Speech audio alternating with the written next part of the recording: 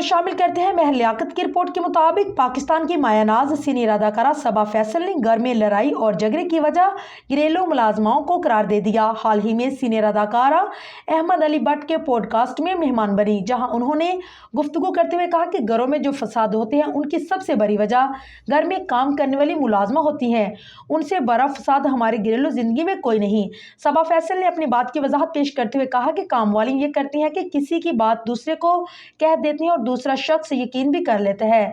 इधर भी बात उधर और उधर की बात उधर, जिसकी वजह से लड़ाइयां जन्म लेती हैं। अदाकारा ने मजीद कहा है कि मैंने अपने घर में असूल बनाया है कि काम वाली किसी से भी कोई बात नहीं करेगी और दो मुलाजमाएं बैठकर आपस में बातचीत नहीं करेंगी।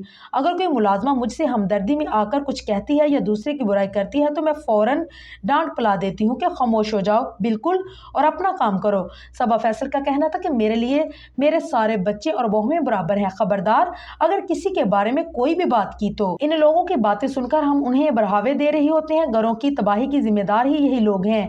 वाज़ेह है कि गुज़िश्ता सालों में सबा फैसल के अपनी बहू और बेटे से इख्तलाफात की खबरें सामने आई थी, जिसकी तस्दीक उनकी बहू समेत उन्होंने खुद भी की थी। ताहम बाद दोनों में सुलह हो गई है।